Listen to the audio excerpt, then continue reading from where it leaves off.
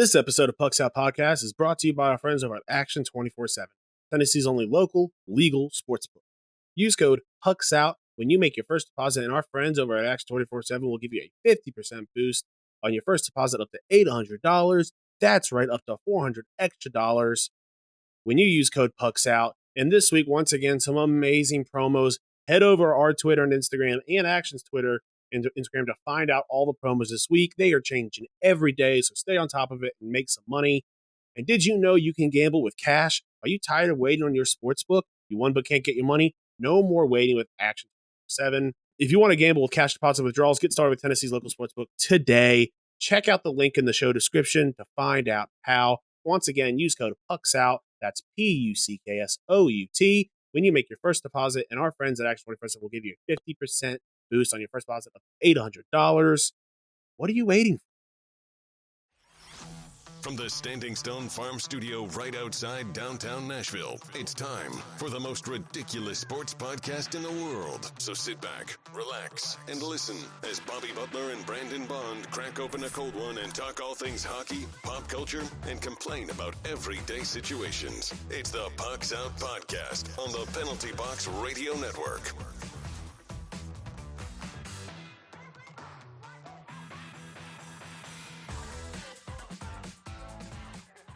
Welcome into the most ridiculous podcast in sports and pop culture. I'm Bobby. He's Brandon. Hey! You can find us in the three majors of social media at Pucks Out Pod. Now let's crack open this cold May Day beer and let's get after it. Like always, Pucks Out is powered by Mayday Brewery, the official beer Pucks Out podcast. And now you can join us once again, June 23rd for Bingo Night. Come on out. You'll have a chance at winning some Preds tickets and some other goodies. So get out there. Let's have a good time. Let's drink some good beer and hang out. And hey, maybe win some cool prizes. Today, we're talking some new types of golf, the USFL, Stanley Cup playoffs, much, much more. Check us out on Patreon and Twitch to support the show. Hey, bud, how you doing this week? What kind of beer you having, bro? I got that Angry Redhead, one of my favorites. I'm saving the Yodel Blue for next time. But yeah, love this beer. What about you, dude? Well, I've been flying through all of my beers, so I'm doing the fun assortment today. I've got the social distancing. I've got the Barrel Blonde, and not to forget the evil octopus over here. So I guess do we get extra beer now that I'm touting all of the beers instead of just one? So I went with the three randos that are just in my fridge. Speaking of, I'm going to need to get with you and get a beer refill. It's easy to keep them in the summer. It's no big deal to keep beers around them in the winter. Summer hits and they start flying off the shelves into the pool. Man.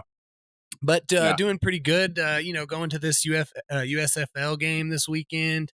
We'll talk a little bit more about that in the outside the board section, but you get some soccer tickets. I don't know if you've got any game plans for them already or not, but that should be pretty fun. But I'm just glad it's summer, man. Hitting the pool. Yeah, already peeling a little bit. So looking forward to looking forward to our Cancun trip, buddy. Can't wait for that. That's, yeah, right around the corner. What about you, bro? Yeah. How you been doing, man? Pretty good, man. Getting ready to ramp. Had a crawfish boil this weekend, celebrating a family friend's 40th birthday. Shout out Judy Jolly. We went out to the river, did a boil, and it was a good time, good drinks, good people. A crawfish boil, right? Not just like a regular. Y'all didn't like getting like a tub and boil together or something, right? A little bit of both. That's just a hot tub, right, buddy? That's just a hot tub. Well, there was no bubbles, so really just a bath at that point. Fair. That's fair. Yeah. But no, yeah, crawfish boil. It was a lot of fun. Good crawfish. Getting ready. I got my crawfish boil coming up in about 2 weeks. I was about to say you, bro. Yeah, we're getting ready to celebrate my birthday here soon. My wife and I are using those tickets this weekend. She was a little hesitant though, because apparently all over Twitter and Facebook there was like some bomb threats in Nashville for this for the 11th. That's sick, dude. That's sick. I'm so jealous. And I was like, I'll be honest with you. If there's chatter about a bomb threat, that somehow makes me more, because that means that, like, because loose lips sink ships. That means the authorities are on it. They're on it. Right. I mean, we have no idea how many like bomb threats and things are shut down on a daily basis. If you're hearing about it, we're good. We're good. Like, did you hear? Because you know what we didn't hear about at all was the bomb on Christmas. bombing. Right. I was about to say that was not something that was on my mind, and not a possibility. So, and besides the fact that, just stand close to the exit. You'd be good. I'll just run out. You don't have to be the fastest guy, just faster than the slowest one. Well, okay, it's not a bear, it's a bomb. So even if you're fastest than the slowest person, you can what I'm saying is you see running, you guys just run with. Just go. Just run. No questions. Y'all are out of there. Okay? Yeah. For sure. Check. So fit check. Fit yeah, check. I got that. It's new. It's new. Yeah. It's new. I got that Super Bowl Ray Lewis jersey on. Oh my God. Are you kidding? Is that the one that he killed a guy in? Yeah. Is that the actual? That's dope. No, that's sick, man. Loving the hat too, brother. That's a sick hat. That's a sick hat. Yeah. Hey, sticking with the Maryland theme today. Yeah. Well, went with the old makers. The nice. hat I got as a ambassador. There you can see the bottle up here. But then, just to send my condolences north of the border. We don't have enough. We once again do not have a Canadian Stanley Cup winner. I'm so sorry, so sorry for. So I'm gonna hit him up with the old Mike Bibby Grizzlies, bro. The old sick, nasty, old school. Just to say, hey, Ohio may have you on the federal watch list. But your boy is sympathetic. I saw that story. Your boy is sympathetic, dude. I saw that. I saw when I was looking for a joke of the week story. I saw that story. We usually try to keep it non-political in the joke of the week, but I found it to be, we're laughing at it, but in all realistically, it's kind of sad. It was scary. Well, but see, that's what I'm saying. Canada's due. You know what I'm saying? Canada's due for one, and they're, they yet again lost another Stanley Cup. They have to hear us jabber across the border again. Ohio is just being preemptive. They're like, whoa, okay. Where they're like, there's no way Edmonton's winning. So go ahead, sign it up, buddy. Sign it up. Before we move on, I do want to give a shout out to family friend Kim Markwell. Just got my birthday present from her. She got me 2 VIP tickets to the coldest beer fest in town at Bridgestone Arena. Oh, boy. Super excited for that. That's awesome. Megan and Stephanie really appreciate that present. But all right, let's go ahead and move into the news. Everything you need to know about what's happening on the ice. It's time for news from inside the boards.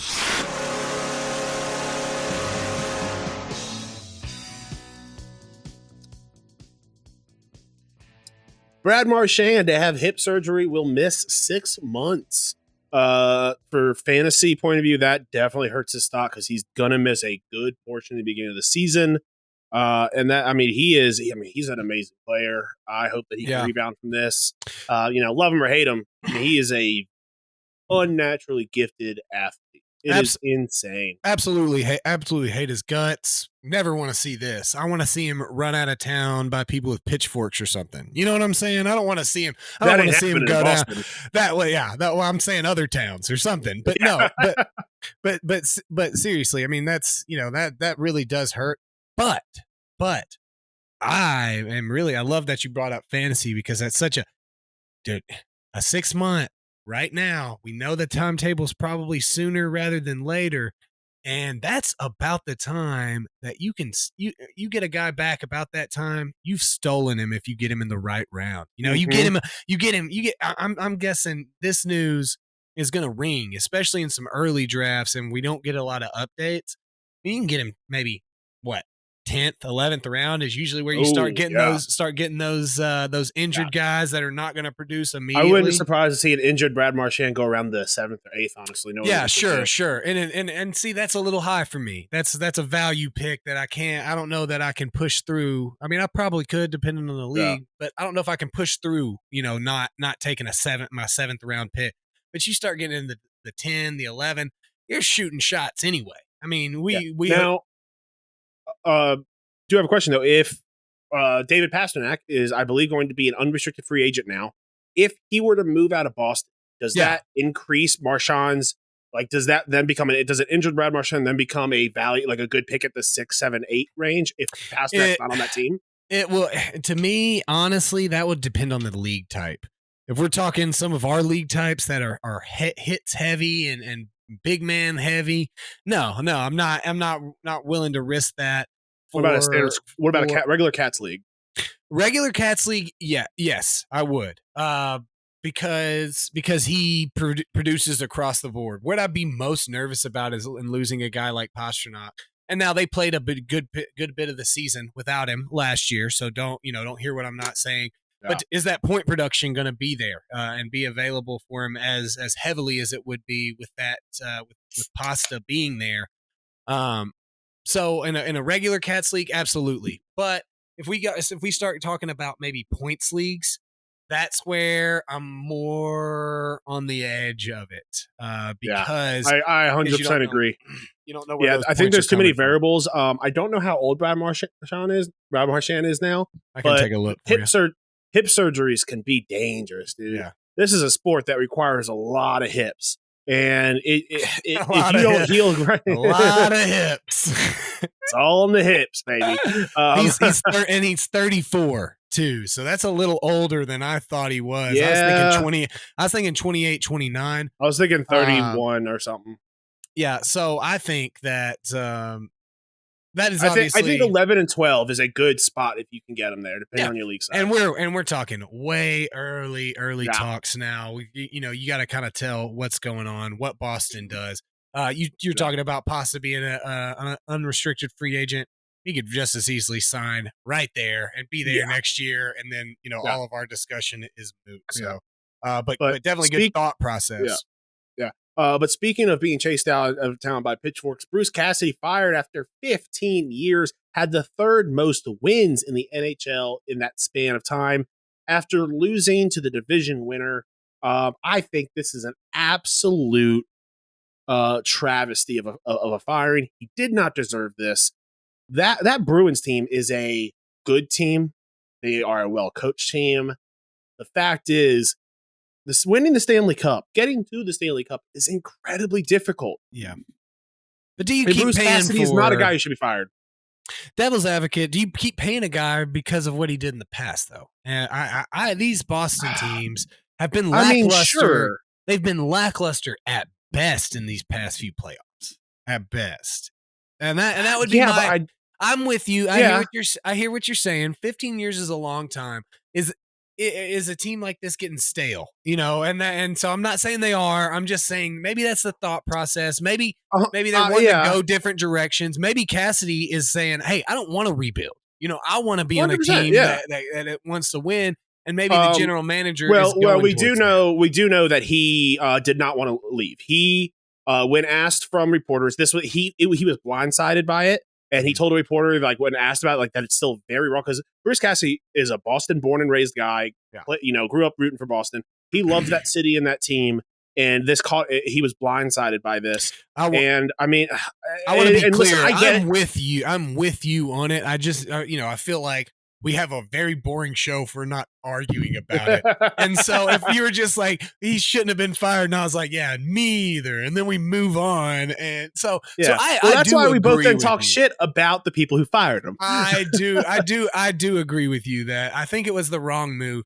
But I can see I'm not on the opposite end of the spectrum. I can see a little I guess bit. What really bugs me is the constant listen, the Bruins might have needed a change up. But I'm tired of it always being the coach where the change-up occurs. Sometimes the coach needs to be changed. Sometimes not. Sometimes a roster needs to be changed up. Sometimes a goalie needs to be changed up. Sometimes a GM needs to be changed up. Or even assistant coaches. Maybe get a new power play coach in there. But I don't think this was a Bruce Cassidy issue. I think this was the Bruins are not as good as other very good teams in their conference. They have a very difficult conference. I think their superstar core that they carried themselves with to multiple Stanley Cups is older, and they haven't really landed that really youthful, young superstar. I mean, maybe Charlie McAvoy, you could argue, I guess. I mean, there's great players on there. It just seems like I'm with you. It's hard to say that they're not doing what they're supposed to do in one of the most difficult, divisions and conferences, to be honest with you, in all of sports right now. I mean, this is rivaling to me when the West was so dominant in basketball. I mean, it can go either way when it gets to the Stanley Cup. That's just one team versus one team. But over the course of the entirety, you can't tell me that the East, their playoff teams weren't a much stronger competition for all involved than the West was. I mean, that's just my opinion, I guess. So Sure. I'm with you. Anze Kopitar wins the Mark Messier Leadership Award. There's been ESPN is doing this very weird thing this year, or maybe it's I guess the NHL, not ESPN. Sorry, they're releasing an award a day or something like that, and I feel like they just said fuck coaches once again by having the Jack Adams as the first and most unimportant award. I personally feel like the Jack Adams is a pretty important award. I do too. I did not even know it was out. I didn't even know what is. I'm sorry. Yeah, I didn't put it on there. It was I think it was Calgary's coach. I can agree with that. I'll look it up. Was it Bruce? No, that's not it. I don't know. Bruce Cassidy? Bruce Cassidy just won it? No, I think that's why I said Bruce, but I can't remember his name now. His name is. I got you. Hold on. Oh, you're good. I mean, you can keep talking. Oh. Yeah. Well, that was the last thing in this section. So, Daryl Suter. Dale Suter. That's right. Yeah. They've released. There's a couple other awards out. But yeah, so they're releasing an award today. I'm sorry. I knew that they added like a new one or something, but maybe that was the NBA. Bergeron last year, Giordano, Wayne Simmons. I mean, Anze Kopitar is in some good company. I mean, this is the who's who list since 2007. So, congratulations to him. I mean, he's always been one of my favorite guys, kind of really randomly. Like I don't know, I liked him in some hockey, fantasy hockey, and I've kind of always liked the guy. So, congrats to him. Yeah. I've also seen, speaking of awards, I've seen some chatter among some reporters and some NHL officials that the Selke Award, there is some debate on the name being changed to the Bergeron Award if and when Bergeron retires. Well, I guess when, not if, but when Bergeron retires. That is, I could honestly, I'm okay. That seems okay to me. Yeah, no, I mean, I don't hate it. It's, why are you taking off? It feels like it should be a little bit. It feels like it should be a little bit further than right after he retires. Right, retires up. What if he Tom Brady's this? He comes back to win the Bergeron. Personally, I think that they should just start naming awards after the last person who won it. Just every year, switch it up. Every year. I don't know though. It's been the Selke for a while. I mean, I'm not really sure what you get. I personally have a problem with changing it. Yeah, I mean, I'm just kind of interested. Maybe the Selke Bergeron. We can team it up. Or something. It's weird to me. Like for example, but I do find it weird if we get a Bergeron award before we get a Wayne Gretzky award. There should be in this league a Wayne Gretzky. Like I think the heart should maybe be with that. No, I disagree with that. Wait till he dies? No, never. I mean, unless somebody is as good as Gretzky ever was, there's no comparison to him. And my humble opinion, do like that. I like that a lot. My humble opinion, who would ever be worthy to win the Wayne Gretzky Award? Nobody. Maybe Connor McDavid one day. Maybe one day, but we'll give him like some lifetime achievement award type stuff. Honestly, now that you said that, honestly, that I like that a lot better because I wasn't even. I was legend. Sure, you're just thinking now, but yeah, he is a level above legend. Whatever. Yeah. I mean, he is. I mean, it is. He's insane. A god. I mean, he's in the sports world. Whatever you believe or don't believe, there's no denying that Wayne Gretzky is a god among men. I mean, that's all there is to it. So, yeah, when you join the league, you have to start taking Gretzky communion. You a little bit of his flesh. It's well known. I mean, he regenerates. So it's his actual flesh. It's not a cracker. It's not a cracker.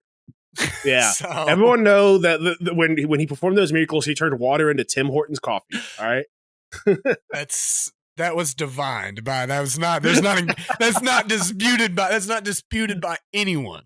Okay. All right, guys, let's move into outside the NHL. Uh, Now that you know what's happening inside the boards, time for the rest of the headlines with news from outside the boards. the NBA playoffs. I'm not watching it, but I'm keeping up with it. My Celtics beat the shit out of the Golden Warriors in Game 1, and then the Golden Warriors came back and beat the shit out of them in Game 2. I thought this was going to be, honestly, I think we talked about it last week, but I think I said Celtics in 6 or 7 just out of my heart. But I wouldn't have been surprised if the Warriors came in and swept them. Right. And I think this showed that the Celtics can compete with them for 100%. Don't think they're going to win this series, but also I'm intrigued. I mean, yeah. It's hard. I mean, I watched some highlights of both. But I'm with you. I mean, I don't know though. I've kind of landed on the other side of things. If the Celtics can play their game, I think the big key is Al Horford. Al Horford can play his game. If he can dominate, the Celtics can win this series. It's been, I mean, we're not big NBA guys, so yeah. I've been losing some money on it. I've been losing some money on it for sure, man. I've been losing money everywhere, bro. I have been keeping up with this Jason Tatum thing. He has been almost trolling NBA fans. He's been recreating Kobe Bryant pictures of but making it, instead of anything like that he was wearing that was Lakers, is all Celtics. So literally he's shot for shot recreating Kobe pictures, but wearing all Celtics uniforms. And honestly, it's pretty funny because he's doing it in this is to honor Kobe kind of thing, like that Mamba mentality. Yeah. That's awesome. I haven't been keeping up with his glamour shots, bud. So you're more in on that side of on that world than I am. You told me about this before the stream started, and I'm actually pretty excited. Whether it's Live or LIV Golf, this new golf experience, I guess you want to call it, out of Saudi Arabia. They've got some big names coming in. Obviously, there will be some controversy, because it is coming out of Saudi Arabia, but it looks like they will be attempting to kind of awaken golf and make it more entertaining, which is needed.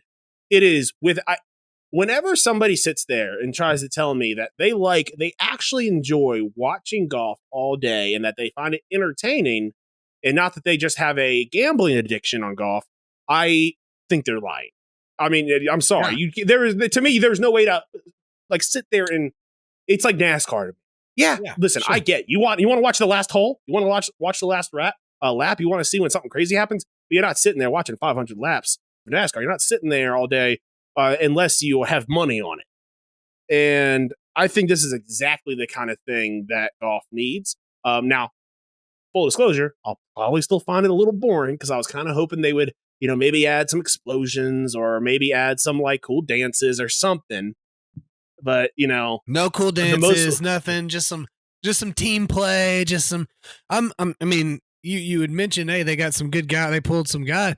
I mean, Dustin Johnson is the world number 1 right now. So I mean, that's a pretty impressive pull. I'm interested in it. I mean, I'll watch racing and stuff. I'm not, I'll watch golf. I mean, I don't sit down and watch it regularly, but I mean, I know you find it more boring, but I think this is a more fun format, more of a team sport. And listen, I am 100% into giving it a shot, and I hope that. I also think this is a good way to get people to start watching golf. I think that's a big issue that golf has, is that initial to get people to watch it. Yeah, and I think that the bigger problem is that it was anybody was willing to do anything to get out from under the thumb of the PGA, to the point where they're willing to go to a Saudi backed organization and league. That should tell you, kind of what's going on in the PGA. If this is the other shoe is dropped, this is where I'm willing to go, and these people are not going to exploit me. That is very intriguing to, kind of hear about the PGA. I'm kind of intrigued to see where it goes from here. And, we're sports fan first and foremost, but it is interesting, I mean, the Saudi Arabian backed golf league. What is what's really gonna happen with this? I mean, I'm sure Dustin Johnson will be just fine because he's going to make him a bunch of money. Phil Mickelson will be just fine because he's going to be making a bunch of money. So, kind of intrigued to see more of the social impact. Yeah. Well, because I mean, you got to think this. Go ahead. Sorry. I was just going to say. You got to think that the. Hey, recording online, everyone. You got to imagine that the press room at a Saudi-backed organization is going to be one of the quietest and scariest places to be. There's not going to be much hardball questions. Yeah, I mean, if you're a sexist golf player, I'm probably going to have to bet this is where you want to go play. That's all. Yeah. I'm just saying, you're not going to be badgered by, some little lady coming in there and asking you a bunch of questions because, no, this is Saudi Arabia, buddy. We don't do that here. Okay. So just so everyone who's not watching the video, he did do air quotes when he did that. I air quoted. Just so people. I air quote. I forget now. I forget. But to be fair, Bobby, we did about 110 episodes of these with no video, and we've got no pushback yet. So I'm sure I've said something much worse than people not knowing that I air quoted little ladies when I'm talking about the Saudi-backed golf league. To be fair, about a year ago, we did have like 10 downloads out of Saudi Arabia. And I think this year we had like 18 out of Russia. So maybe we're doing something very wrong. We are the voice of authoritarianism. Okay. The voice of the opposite revolution. But we also had a bunch of downloads in Ukraine, so we've talked about that, Bobby. We don't want to bring that up. We know why that. But we need to bring it up so that we're not going to talk about why we think it's there, but we need to also just throw that in so that people know. That's the paper trail, buddy. They're just going to follow the paper trail. They're going to say, it started up closer to the north side of the country and just really worked its way south, didn't it? Yeah. Their influence is vast. It's like watching like a World War II documentary and you see the red arrows start to move from Germany over to like Russia. It's like, oh, that was a retreat, right? No. Oops. All right, let's move on from that. USFL games. You're going to one. I think you're what? You're going to the undefeated Birmingham. What are they? The Stallions? The Stallions, yes. And when we got the game, it's the Stallions playing the Birmingham Stallions playing the Houston Gamblers. Something I did learn about the USFL this first year. Every game is in Birmingham. So I'm pretty sure I've got the right game. But I picked my team early, right? I was like, okay, I'm going to go with Houston, the Gamblers. I don't want to be a Birmingham fan in Birmingham.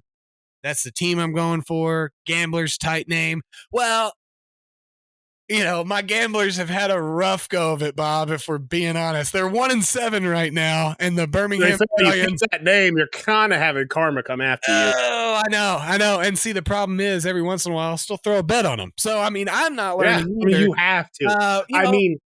You can't be a fan of the Gamblers, and they are underdogs, and not throw a little bit of money on them. They have lost, multiple games in the last second by a touchdown. One that I bet on. My mom was like, well, why don't you just pick a new team? You have it. I was like, look, you don't understand.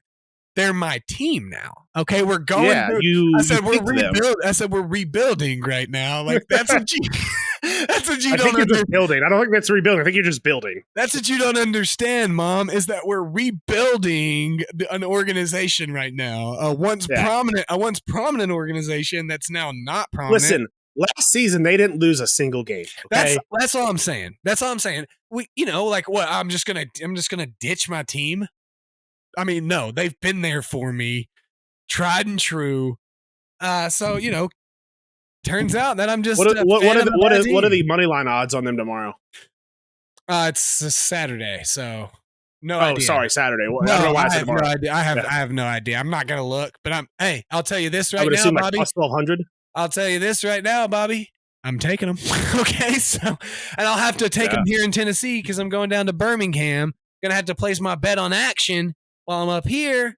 So because Alabama, they don't know what's up down there. So they don't know Does what's Texas up have online gambling available for the I don't think people so. to bet on the gamblers? I don't think so. I mean, seems like just teasing the locals. Well, everybody's playing these games in Birmingham. So I plan on all the teams are playing in Birmingham. Yes, the first season, everyone's playing in Birmingham. Oh, okay. I thought that just for whatever reason Birmingham is playing all their teams at home. That's wild. No, everybody. I mean, yeah, they are at home, but sometimes they're the away team at home. So, but all right, USA ties Uruguay. I haven't been keeping up with international soccer other than that the Ukraine has been having a insane international record lately. They're officially. They did not qualify, unfortunately. I had it on my list. They lost to Wales 1-0 and did not qualify. A great run. They did. Do you hear me? I'm sorry, I was cutting out. Yeah.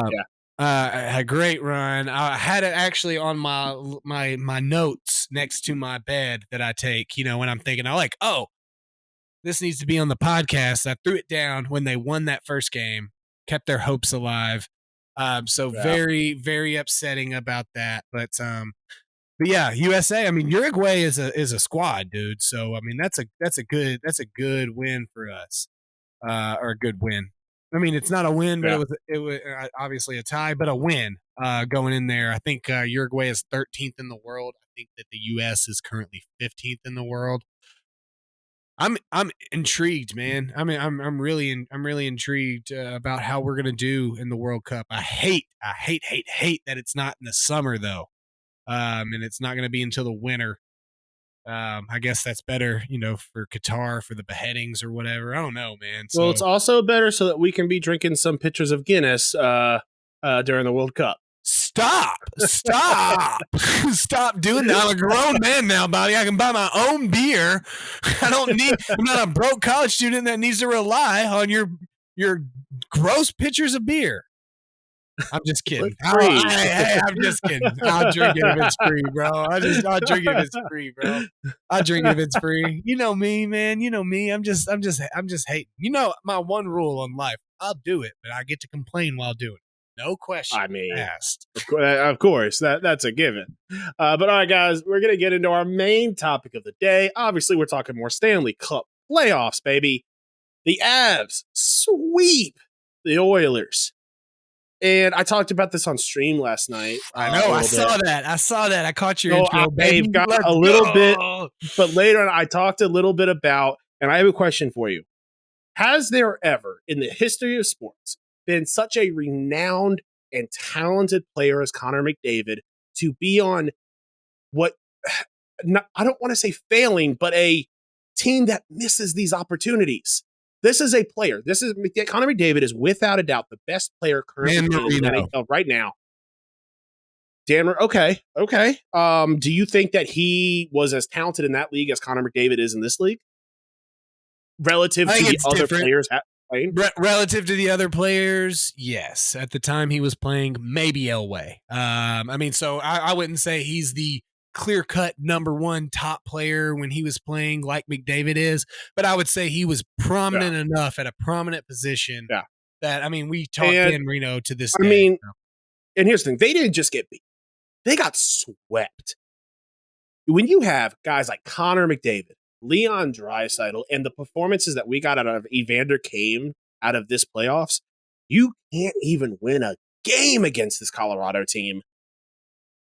Honestly, I think that says more about Colorado than it does Edmonton. Colorado is I think we are seeing, and I said this a couple weeks ago, I think we are truly seeing one of the greatest team performances we will see in our lifetime. Yeah, maybe. The way that they are meshing, this is outrageous. We've seen star players. We've seen guys like Gretzky. We see guys like Connor McDavid go out there and steal games. But this is an all-around team effort. You got, Rantanen, McKinnon, you got Lehkonen coming in there. You got Landeskog. These guys are meshing at such a level. This is not just the perfect lineup in Boston. No. This is like the perfect top six right now. this is an insane thing we are seeing. And I think without a doubt, I mean, seeing what's happening in New York right now, I don't see how anyone can sit there and say that Colorado is not going to wipe the floor with either of these teams they play. Yeah, I absolutely agree. Colorado is playing a top-notch playoffs. They are, I would argue with you, the best top 6 offensive team left, maybe in the league. Edmonton didn't seem like the team that came back and beat Calgary in 6 games through that series. To me, the New York and the Tampa teams are scrappy, man. They're scrapping. Yeah. I feel like it looks like they can't go out and beat Colorado because they are just beating each other up. I think it's going to be closer than expected. I think it's 7 games, no matter which team goes from New York or Tampa. Easy. I disagree. I think you might be right. I think what you said is right. We are seeing two scrappy teams. Think that these two teams are going to go the distance and they're going to wear each other out. Now, I don't think that's going to sweep. I think that the long wait for Colorado could be a problem. Don't really think so, but I think it possibly could. But honestly, I think that, because here's the thing. Edmonton, they didn't just roll over and die. I mean, game 1, 8-6. Game 2, Edmonton, 4-0. The Edmonton didn't really show up. 4-2, then 6-5 in overtime. Edmonton put up a fight. Their stars showed. I mean, their stars. If this was against a non-Colorado team, they probably would have won this series. I mean, Draisaitl and McDavid showed up, but and just like I said, it was going to come down to who had the puck last, and because I thought both goaltenders got turned into Swiss cheese. And it was overtime, Bobby. Of course, it was going to come over to who had the puck last. I'm talking about the series overall. Sure. Like each game, really But I mean, there was never a chance. There was never a chance, and I think that's going to be. I think there was a chance. I mean, listen, I had Colorado winning, obviously, and I had them winning in 5. It was 4 games. They would never they stood a chance that one game, but they really didn't. They were up 3-1, and if they couldn't hold it out, they'd never really. Once Colorado tied it up, it was never a chance. No, listen, I thought maybe that Edmonton was going to steal one game, and that Colorado was going to come back in game 5, but then they started storming back, and I was like, oh, this game's over. Colorado's got that momentum. To bring up your point, I did a little bit of research, and so there's a few on this list. It's talking about sports greats that have never won a championship. A few on this list I wouldn't put up in his par, in McDavid's par, but one that I saw so far, Randy Moss never won. He lost in a Super Bowl. Pretty great. Warren Moon also never won. Some say John Stockton, getting there to the championship and never winning. Let's see. LaDainian Tomlinson. I think that's a big one. A much more difficult position to be so influential to help your team win, but a great nonetheless. Let's see. And I do think that it is hard to compare it to other sports. Because sure. Take LaDainian Tomlinson, for example. You've got, when he was playing 14, 15 games. When you've got an 82-game season, Connor McDavid is easily winning games for you on almost a nightly basis. If it's over, like for example, when it's overtime, chances are McDavid's going to win that game for you. We've seen it night in, night out. For a running back, when you've got when you only have a certain amount of, there's only so much you can do as a player to push your team to win. Allen Iverson, another that had never won. Chuck Barkley never won one. Again, Dan Marino, I mentioned that one. Dick Butkus never won. Ted Williams never won, obviously. The Mailman, Karl Malone, Barry Bonds, Barry Sanders. Obviously, Barry Sanders never won one. And then they have Ty Cobb on here. So there's a few greats. I would say probably not any as great and on a level as Connor McDavid, but Connor McDavid's career is still very young guy. These are all old. These are all oldsters. Would anybody be surprised if 3 years from now we're sitting here and saying that McDavid and Draisaitl won their first Stanley Cup? I mean, no. And I mean, it wouldn't. It could easily and we happen. won't even. And we'll forget these dark years as well when it didn't happen. What do you got? What are you thinking on this Rangers Tampa series, man? I don't have any idea what to think. Literally, it's the only series. It's the only way that I've kind of sort of stayed even. I've been losing money left and right, but I had Kucherov scoring the first goal the other night, and so I had that. But otherwise, I've been getting smacked around. I mean, I think either Rangers. I think either Rangers in 7 or Rangers in 5. Wow. Okay. So I think if the Rangers win tonight, then they win at home at Game 5. If Lightning can tie the series decisive. Up, I think Rangers will take it in Game 7. Okay. I mean, that's really. I mean, I'm so with you on this. The Rangers have overall. I mean, even including the game that that Tampa lost or Tampa won, have looked like the better team this series so far. So. I will be intrigued to see what Tampa does tonight. But I am with you. I mean, what we talk about, what you need going into the conference finals is exactly what the Rangers are getting. And what's that, Bob? Your stars are playing. Your stars are showing up. You're getting goals from Zibanejad and Kreider, and Panarin has had a much better series so far. And, Adam Fox is in our fantasy pool, the top scoring defenseman, even over Cale Makar, because he's played 32 more games than Cale. I mean, that's they're getting Shesterkin is dominating. I think that there is I think not having Braden Point, this is finally where we're seeing it come to be a problem for Tampa. He was such a facilitator and such a big part of what they've, what they've done the past 2 years in winning Stanley Cups, that I think that they finally have run into this team with a great coach, great youth talent, but older talent as well to kind of mesh in. A guy like Jacob Trouba, while not lighting up the scoreboards, has to be immensely valuable in a deep locker room like that. So, I find it hard to argue against your point of the Rangers, 100%. All right, guys, it's time to move in to Joke of the Week. The weird. Corey Perry. See, I don't like this. Wild. I think the first read was a good one. Now I'm overthinking it. Outlandish. Each sixth chick sat on a stick. Little tongue twister. And downright dumb. You're kidding me. It's time for the Joke of the Week. All right, bud. You found this one. What do you got?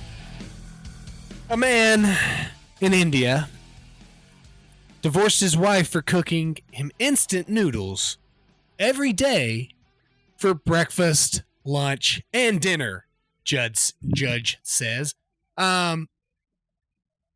First of all, fair. I want to say to my guy, kudos for standing up for yourself. My next point before I get into any of the meat of this, no pun intended, because there's no meat in instant noodles. Why don't you just cook your own meal? That would be just right off the bat. I mean, were you eating it? Because if you were continuing to eat it, then I really have no words for you, my man. Like, you're in India. You're in a place with a billion people. A billion people. Yeah. You don't have anybody you can call to be like, hey, I can't eat ramen noodles again. I need help. What is? Are you reading the article? Are you getting the skinny? Yeah, I'm reading. Are you getting the skinny? Are you getting the skinny on this? Yeah, I mean, there's not much of outside. It's more going into how divorce rates in India are so low, but they're starting to rise. It's more talking like garbage. So we could just talk about the meat of it again, the noodles thing. What I mean, and first of all right. So there's a big difference in my mind if she's like fancying up these noodles, these ramen, or if she's just literally just cooking the ramen and tossing it to him. Yeah. So they are talking about one thing though, is that we are seeing within the last couple of years, for the first time in history of this region, that women are having to, or they are wanting to. I think it is both with the economy, that they are having to take on a earning role in the family, going out and getting a job. So she's But working however, too. Yes. You know? However, we are seeing the This same dude. traditional values of this region, which is that the women are always supposed to cook. So, like, She's always super so smart women- if you're the dude and don't have to do anything. so women bear double brunt by working as an earning member of the family, and at the same time also taking care of the household chores. It's creating a rift now. 100%. in an area that is starting to see more, up and coming rights and 100% with my Indian sister. Then you know what I'm saying? Like, grow up, buddy. You don't get it both ways. Now, and this is not a gender thing.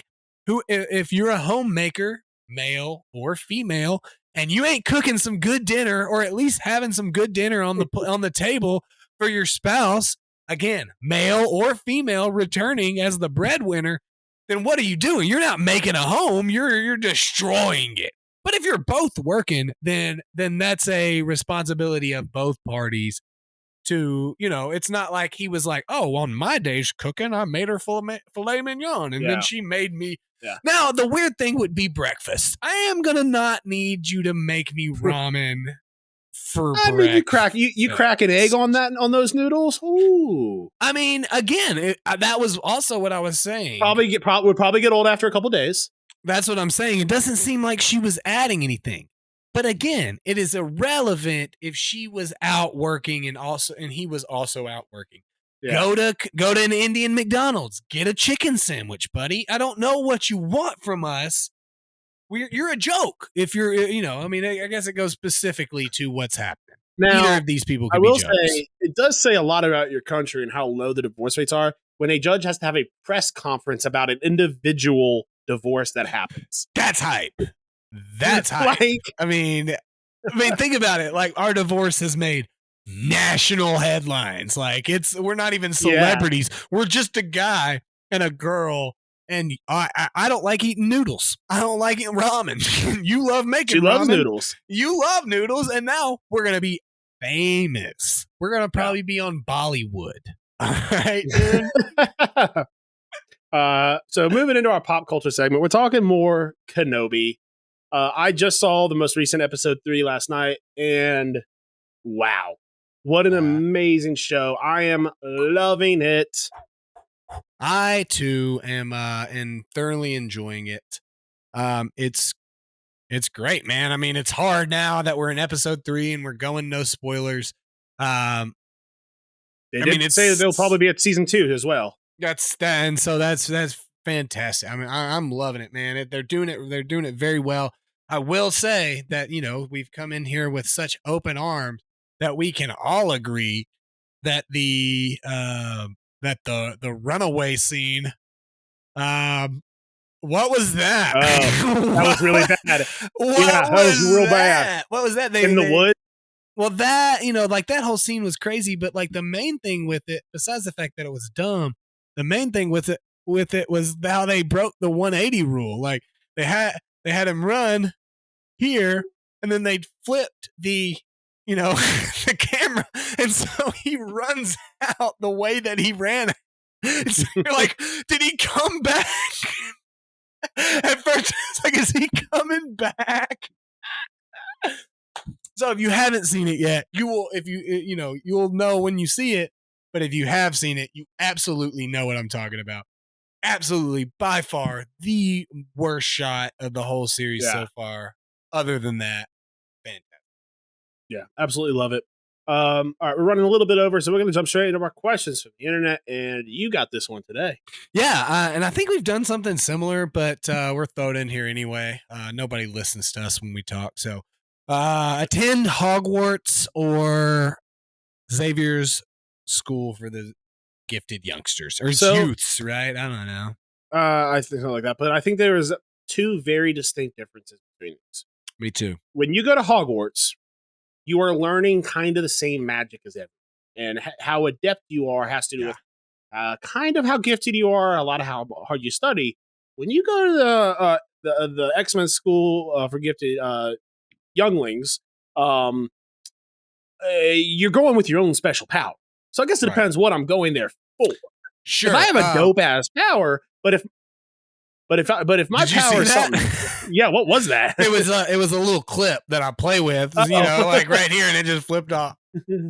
What happened? Oh my gosh! I felt like Harper threw something in the air. But yes, I think it all depends on the power, and I think it also depends on when I'm going to Hogwarts. Because if this is like year number 4 and there's been like a bunch of tragedies at Hogwarts about one kid who's going there, he's still enrolled, I'm going to just not go there this year. Well, first of all, what year were you 13? That is when you would go to Hogwarts, you moron. Okay. Come on. That's when you get your letter. That's when you get your letter. So 2005. Yeah. So, I mean, you would have been long past all the tragedy. I mean, you're good. Yeah. You're fine. That means all the dope professors are not there anymore. Like, yeah, they're dead, Bob. Yeah. Yeah. Okay. So my big thought process, I mean, I was exactly with you. Yeah, it'd probably be cool to have that weird, you know, that random mutant power. And obviously there are some exceptions to this, but my biggest thing is after the fact is that you're joining an entire world in Hogwarts. You know what I'm saying? Like, you go out, you get a career as a wizard, and it's all good. You have a community, you know, you sit at Diagon Alley and you get drunk on magic potions and stuff, you know, and beer or whatever, and whiskey. As the mutant, like, you are an outcast from society that was lucky to be taken in by Charles Xavier's school. Sure. Or depending on which universe we're in, you can be a hero and you get to hang out with Hugh Jackman. Sure. But he hated everybody and hung out with no one really. So that's really not but that's possible. what makes him so lovable. Sure, but he doesn't love you and he's not hanging out with you. You're not getting to see him. The only reason you get to see him is because he's on screen, Bobby. He would never hang out with you, no matter what power you had. You're out, dude. He's not our friend. We're the annoying guy. My superpower is that Wolverine likes me. That would be amazing. But I would say, like, you're just walking in and Wolverine's just like, oh, that guy's kind of cool. They're like, oh shit, get him in school. Oh my gosh, that's it. He's a mutant. But, so we're gonna go with normal. You know what we know at this point. There may be some different, you know, multiverse. You're not And let's just say you're not an Omega level mutant, but you're also not a shitty mutant. You've got standard powers. Maybe a little bit of super strength, something like that. I'm choosing Hogwarts. And I'm doing what Harry never did, which I never understood. Like, bro, you grew up with no magic, and then you go to a school where they're just teaching you all this dope magic. Why do you treat it like a normal school? And you're like, oh my goodness, I can't believe I got to learn about magic potions today. Like, I just never understood. Like, I'd be like Hermione, dude. Like, are you kidding me? Tell me everything. So I'm going Hogwarts. Ravenclaw, baby. Let's go. Yeah, I think I'm going X-Men. And also because, like, first off, you don't have to go on a train ride. That seems like a lot. Oh, train ride where they bring a dope trolley around and they have chocolate and stuff. I mean, you don't even get anything. You get, like, knocked out by Wolverine or Professor X or something, and you, like, wake up chained up in a room or something. It's garbage, dude. I hate it. And not to mention, you're always being watched by some paintings. No private time. I mean, not to mention the bathrooms have, like, little girls just waiting around watching people. Yeah, that's agreed. That's creepy. I'll give you that. I'll give you that. But you get to wear dope robes, and, like, I would definitely be on the Quidditch team, bro. They don't even have a sports team at Charles Xavier's gifted school for the gifted or whatever. So I mean, you can start one. That would be dope as hell. Yeah, but what if I'm like, what if I got like a lame power? Time out. They do have a sports team, because remember where the jet comes out of? It's a football and soccer field. Yeah, so they obviously have a sports. No, that is for the satellite view, buddy. Just so so they can pretend it's a school. Look how dumb you look. You can't even satellite view. You can't even satellite view Hogwarts. Okay, you fool. It does seem like it's weird that they don't have a mutant there that can just, like, blur out Google Maps. I mean, of all they can do, you mean that Professor X can't just blur out their area? something that all you have to do is send in like a request to Google and they'll do it for you. It's They don't have any IT people with the X-Men. No, and see the thing is what it shows is that Google is more powerful than the mutants. So that's again Google another choice for mutants. Hogwarts. Another choice for Hogwarts. Yeah. Or Google's ran by Magneto. I mean, smart. The brotherhood. All right, guys, let's get into what's snapping our sticks. Bobby and Brandon are about to find out exactly what snaps their sticks.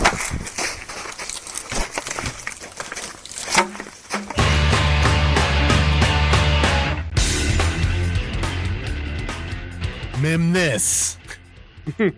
Memphis. All right, so what's happening in our stick? Home warranty companies. Now this is one for my mom. She's been dealing since about March with a broken AC unit that they have been refusing to fix, and when they do fix her, they give her a broken AC unit, and now they say, okay, we'll fix it again. But now it comes to find out that when the installer went to go fix it, that the home warranty company is not paying their bills, and the company that the installer gets the unit from is saying he can't do it because the home warranty company won't pay their bills. They've been giving her the runaround for months now, and they were refusing to work with her. So it is now summertime, and she has no AC. She's recovering from surgery, and they are just fucking around. Right now, they're in the fucking around portion. They're about to come to the find out portion here soon. Okay. Well, I mean, it just seems like an odd place to, get like a scam artist. You know what I'm saying? Like, so hey, good luck to her. Call me. I'm not gonna be able to do anything, but I mean, I'll pretend. I'll puff my chest out. Say this, send him a video like this.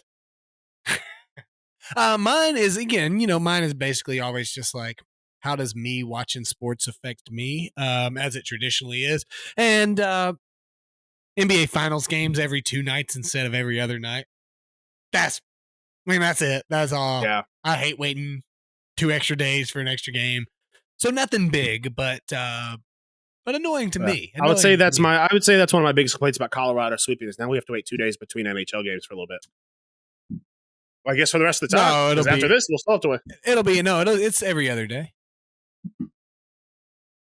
Oh yeah. Well, what I was saying is it's not every day now. It's going to be every other day. Oh yeah. Okay. Every night. Every other day. I was like, no. For a while, we've been seeing hockey every night. Except for holidays now. Well, it was. Yeah. It was. It's game, no game for NBA Finals. Yeah. So I hope it's not like that for hockey too. So. Ooh, that'd be bad. But all right, guys, thank you so much for joining us. For Brandon Bond, I'm Bobby Butler. This is Pucks Out Podcast. Stay awesome. We'll see you next week. Peace.